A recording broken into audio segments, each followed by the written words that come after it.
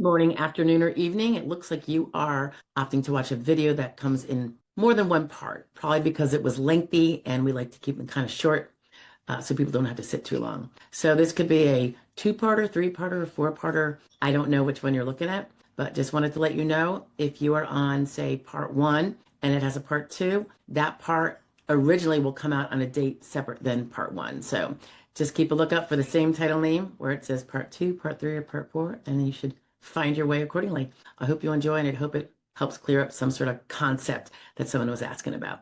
I'll see you later. Bye-bye now.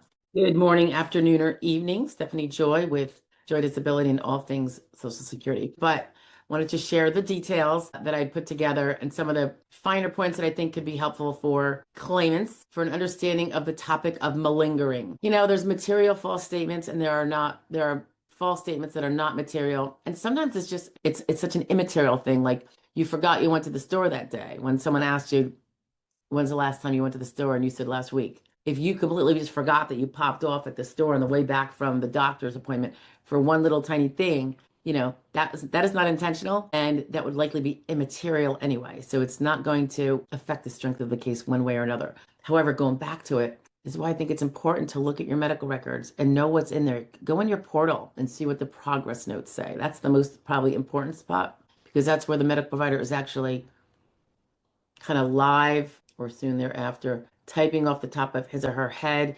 It's not like an accidental click of a button on one of those symptoms charts they have where they click if there's something wrong or they don't click at all and it's within normal limits. Another problem. All right.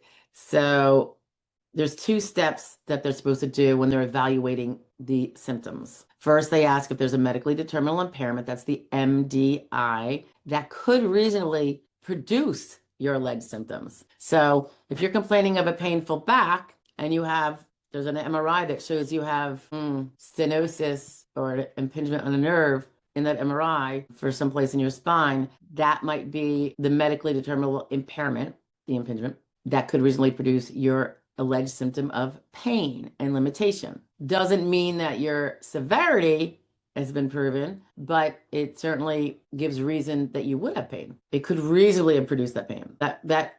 It is reasonable to think you might have pain. Not everybody has pain, but you could have pain. So therefore, you kind of meet that step one.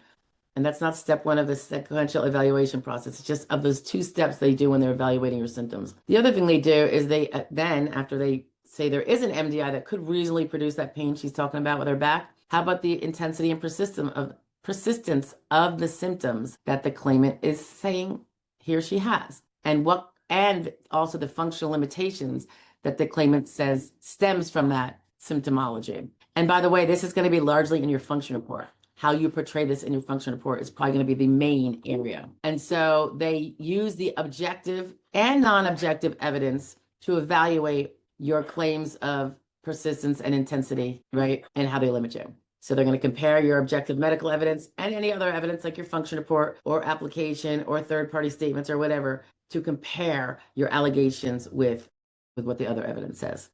The inconsistencies that they may find, exaggerated symptoms, descriptions by you, and any lack of objective support for that symptom and or the level of intensity and persistence, which can include failure to treat, is also, and I know we talk about this a lot, guys, medical noncompliance.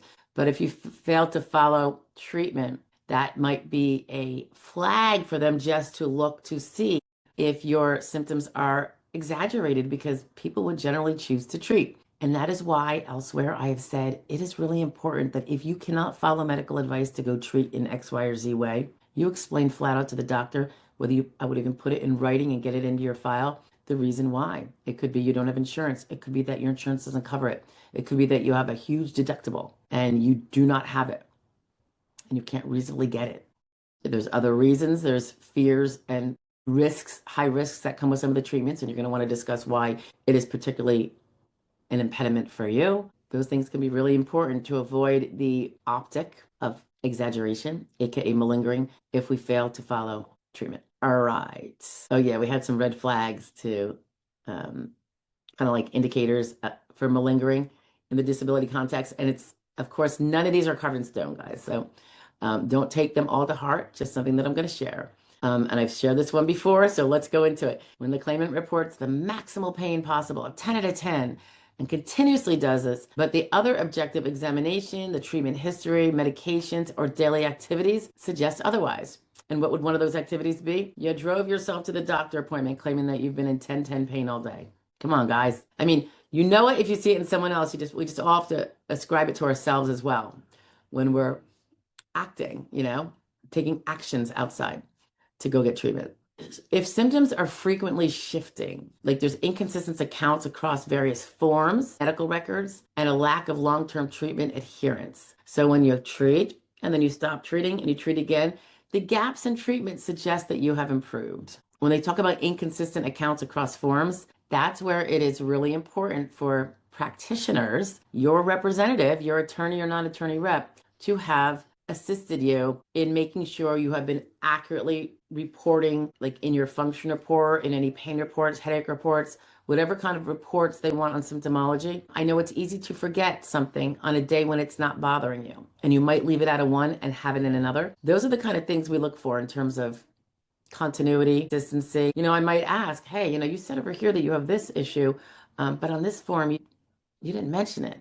And I would say 100% of the time, it's because it was forgotten or just wasn't happening that day when they filled it out.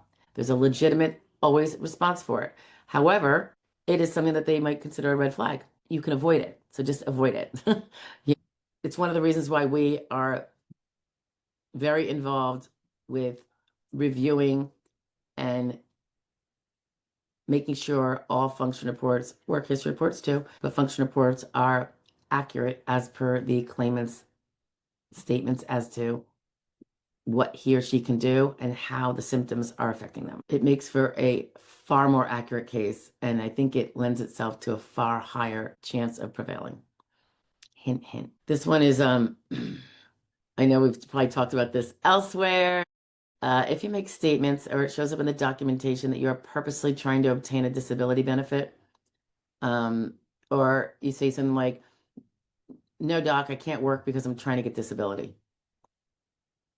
You don't not work because you're trying to get disability. If you're not working, it's because you can't, or have a severe medical problem that you're trying to address and is taking up all your time, inconsistent with being able to show up for work, at the very least.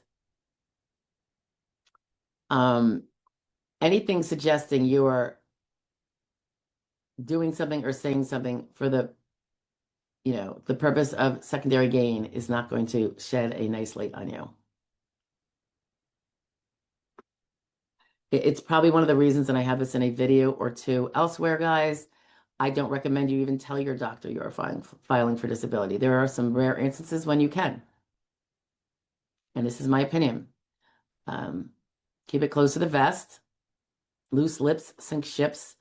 Extremely biased against people who file for Social Security disability. That part is over. If you're looking for the following part, if there is one, or a preceding part to the same video that was longer, just look under the channel for the same title video. They are named the same, and they just have part 1, part 2, part 3, or whatever part it is. So feel free to take a look, see, and complete the video. Take care.